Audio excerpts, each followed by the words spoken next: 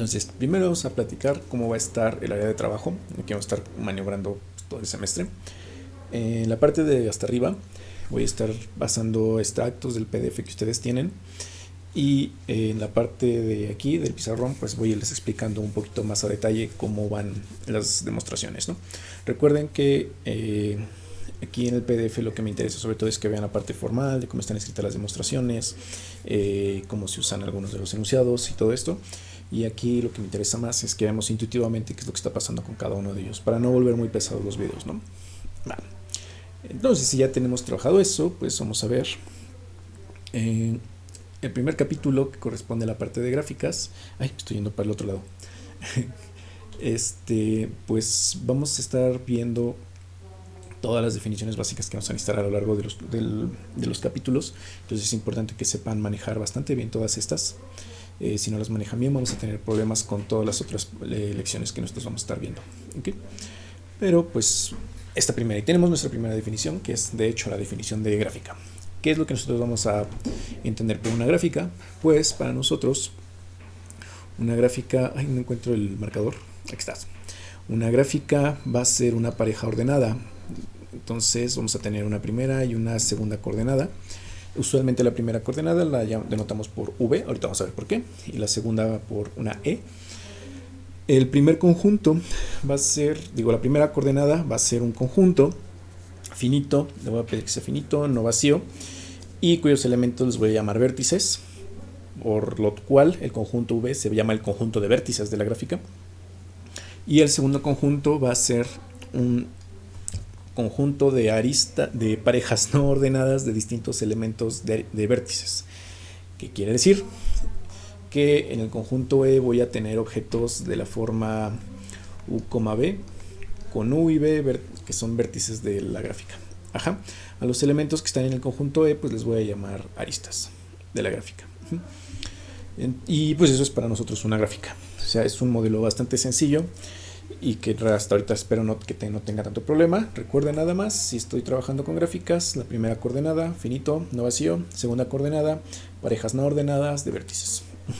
Por ejemplo, para esta gráfica G, puedo decir B es igual a x1 hasta, quiero poner algo muy particular, perdón, x1, x2, x3, no sé, x4 y x5. Y E, que sea igual a x1, x2, x2, x3, x3, x4, x1, x5 y no sé, x5, x3, por decir algo. Ajá. Y ese es a grandes rasgos lo que es una gráfica. El primer conjunto se llama B, en este caso tenemos 5 elementos. El segundo conjunto es un conjunto de parejas no ordenadas. Recuerden que son parejas no ordenadas, pues son conjuntos de 2 elementos. Aquí tenemos 1, 2, 3, 4 y 5. Sale. Y pues así de sencillo es todo esto, ¿no? Primeras consideraciones que hay que tener en cuenta y respecto a la notación es que nosotros vamos a estar trabajando simultáneamente con muchos tipos de gráficas y con muchas gráficas a veces. En un mismo teorema vamos a estar trabajando con 3 gráficas distintas pero que están relacionadas entre ellos. Entonces lo que nos va a interesar ahorita es decir cómo puedes hacer referencia al conjunto de vértices de una gráfica en específico y cómo puedes hacer referencia al conjunto de aristas de una gráfica en específico. Porque si tenemos 5 y decimos nada más algo como sea B el conjunto de vértices, pero estás trabajando con 5 gráficas, pues entonces ¿a cuál de las 5 te estás refiriendo, no? Entonces, para eso tenemos la notación que de hecho ya está escrita aquí arriba. Vamos a usar la notación B de G para denotar el conjunto de vértices de la gráfica G y por E de G para denotar el conjunto de aristas de la gráfica G. Ajá. Entonces, si yo estoy trabajando con otra gráfica H, por ejemplo, y quiero hacer referencia a su conjunto de vértices, pues entonces escribo B de H. Si quiero hacer referencia al conjunto de aristas de la gráfica K, pues entonces tengo que escribir algo como E de K. Y eso es para poder hacer referencia a conjuntos de vértices y conjuntos de aristas muy específicos si es que estamos trabajando con una gran cantidad de gráficas, ¿no? Entonces, la siguiente que hay que estar revisando, si no hay mucho que decir de este lado, es algunas cosas de simplificación de notación. Esto sí es bastante interesante porque a veces nos va a interesar simplificar notación para volver más fluidos nuestros trabajos y que sea más fácil leerlos e interpretarlos. La primera es respecto a la notación de las aristas. Nosotros dijimos que las aristas son parejas no ordenadas. Entonces formalmente su notación pues es esta. ¿Dónde ando? Es esta, que es la de pareja no ordenada. Ajá. Pero a veces va a ser muy tedioso para nosotros estar escribiendo conjuntos de conjuntos. Entonces lo que vamos a hacer es simplificar la notación y escribir. Si yo tengo la arista, por ejemplo, x1, x2, entonces puedo omitir la notación conjuntista y escribirlo simplemente como x1, x2. Ajá. Por ejemplo, nos tomamos otra arista de las que tenemos aquí arriba, E2. No sé, voy a agarrar la x5, x3. Formalmente la notación de pareja no ordenada es esta, pero si nosotros queremos omitirlo un poquito, pues nada más le escribimos como x5, x3 para denotarla como una arista. Ajá. Algo importante que hay que mencionar es que como nosotros estamos trabajando con parejas no ordenadas, pues entonces pues este conjunto, por ejemplo, es lo mismo que x2, x1. Porque son parejas no ordenadas, digo, son conjuntos. Al final de cuentas, dentro de los conjuntos no me interesa el orden que tenga. Entonces, escribir la arista x1, x2 es exactamente lo mismo que escribir la arista x2, x1. Ajá. Esto ténganlo presente porque pues sí nos va a ser indistinto la arista x1, x2 y la arista x2, x1. Se escriben distinto, pero pues son el mismo objeto. ¿Vale? ¿Vale? Otra propiedad interesante que podemos sacar ahorita de las gráficas y que, porque estamos trabajando en propiedades muy chiquitas, es cuántos vértices y cuántas aristas tiene una gráfica. Ajá. A eso le vamos a llamar respectivamente el orden y el tamaño. Por ejemplo, una gráfica, si ustedes me dicen, quiero una gráfica que tenga orden 5, entonces yo lo que entiendo es que tu gráfica tiene 5 vértices. Y si yo les dijera, quiero una gráfica que tenga tamaño 10, entonces lo que ustedes tienen que entender es que la gráfica debe tener 10 aristas. Vamos a escribir esta condición. O sea, en este caso, el orden de la gráfica G que tenemos aquí, pues el orden de G es, en este caso tengo 5, y el tamaño del G es en este caso 1, 2, 3, 4, 5 aristas también. Bien, tenemos 5 vértices y 5 aristas. Ajá. Nosotros no tenemos, aquí sí hay un pequeño problema porque nosotros no tenemos una forma de decir si tenemos 1000 gráficas, de usar una notación como la de los vértices que decíamos A, B de G, entonces son los vértices de G. Nosotros no tenemos una forma similar a esta para denotar el orden y el tamaño. Algunas personas usualmente lo denotan por N o por M para el orden, y M para el tamaño. Pero pues no nos va a ser realmente muy útil porque esta notación así como está, pues no nos dice específicamente el orden de quién o el tamaño de quién, de la gráfica G, de la gráfica H, de la gráfica K. Entonces para nosotros sí va a ser un poquito más describir toda esta condición. El orden de la gráfica G, el tamaño de la gráfica G es tal, el orden de la gráfica H es 16, el tamaño de la gráfica K es 95. Entonces sí tengan consideración en esto. La ventaja es que para los conjuntos de vértices y para las aristas pues sí tenemos una notación estándar, ¿no? Y noten pues que justamente de la definición de cardinalidad, pues el orden de una gráfica es 5, o lo que es lo mismo, el número de vértices de la gráfica pues es 5, y el número de las aristas de la gráfica es igual a en este caso también es 5. Ajá. Entonces, aunque no tengamos una notación como la de vértices de G y aristas de G, que tengo aquí encerrada, pues sí te podemos cambiarla por este tipo de escritura, ¿no? Escribir esto y escribir el orden de G5 y el tamaño de G5, pues es exactamente lo mismo. Claro, nada más que la segunda pues usa una notación conjuntista, pero pues no hay problema. O sea, son condiciones análogas y son exactamente lo mismo, y son válidas ambas, ¿no? Entonces, esta observación sí es bastante buena. Parece muy sencilla, pero sí es importante que la recuerden y que la lleven en su corazón de ahora en adelante. Cuando nosotros tenemos una gráfica y queremos determinar o describir una gráfica en particular, entonces tenemos que hacer mención específica de quiénes son sus vértices y quiénes son sus aristas. Ajá. Vamos a poner un poquito más en contexto. A ver, Pensando en parejas ordenadas, ¿qué otra cosa es pareja ordenada? Pues en R2 tenemos parejas ordenadas, ¿no? Tenemos en R2, ay, perdón, me he cambiado el color. Tenemos en R2, pues es un conjunto de parejas ordenadas, ¿no? Si ustedes hacen esta notación, x, z, pues entonces están hablando de un punto un punto general que está en R2. No sé quién sea, pero es un punto en R2. Si ustedes quisieran determinar quién es un punto en específico en R2, pues entonces tienen que darle valores a las coordenadas. Decir, pues mira, -1 y 3. Y este de aquí ya es un punto específico. Este de aquí arriba es un punto general. Puede ser quien quiera ser en la vida. Pero este de aquí abajo pues ya es muy concreto. Ya sé que está ubicado en -1,3. Pasa lo mismo con las gráficas. En general pasa lo mismo con cualquier pareja ordenada. Si yo doy una gráfica y digo B, E, pues esta condición me denota una gráfica arbitraria. Puede ser la que yo quiera hacer. Pero si yo especifico ahora, por ejemplo, no sé, 1, 3, 7 y 1, 3, voy a poner, creo que fue una mala elección el 1, 3, 7, voy a cambiarlo por no sé por qué de repente a mi computadora le gusta hacer eso, pero bueno, es que le echa ganitas. A, B y C, y el conjunto de aristas que sea AB, AC y BC, que sean todas. Entonces, mientras que la notación de arriba BE es una gráfica arbitraria, la de abajo ya es una gráfica específica. Esta me dice, tu gráfica tiene conjunto de vértices A, B y C, y como aristas tiene la AB, AC y la BC. Entonces, sí es importante que sepamos distinguir estas condiciones. Una cosa es hablar de las gráficas en general, y otra cosa es cuando nosotros queremos dar una gráfica muy particular y muy específica, pues tenemos que decir quién es su conjunto de vértices y quién es su conjunto de aristas.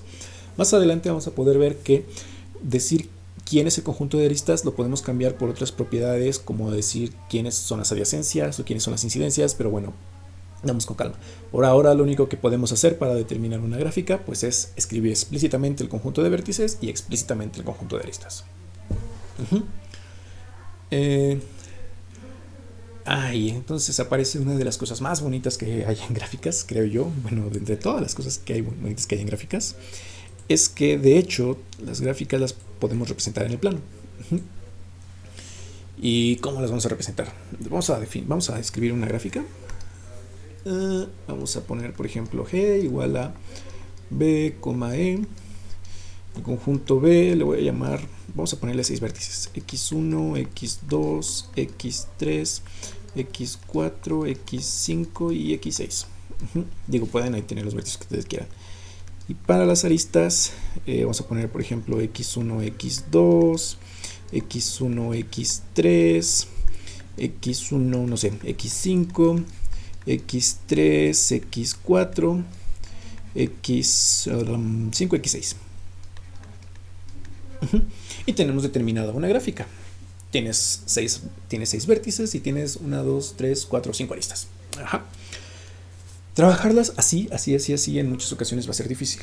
Entonces tenemos una forma muy auxiliar de representar este tipo de estructuras en el plano cartesiano. ¿Cómo lo vamos a hacer? Necesitamos una forma de representar los vértices y necesitamos una forma de representar las aristas. Para los vértices, pues lo que vamos a hacer es tener un punto por cada uno de los vértices. Vamos a poner un punto en el plano, punto muy entre comillas, punto gordo. 1, 2, 3, 4, 5, 6. Tengo 6 vértices, entonces tengo 6 puntos.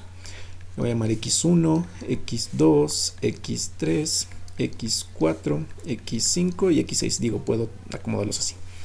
Y con esto puedo representar los vértices de la gráfica en el plano. Pero la gráfica no solamente consta de vértices, también tenemos aristas. Entonces vamos a ver qué hay con las aristas. Si yo quiero representar una arista, por ejemplo la X1, X2, entonces lo que voy a hacer es dibujar un segmento continuo que va desde el vértice X1 hasta el vértice X2.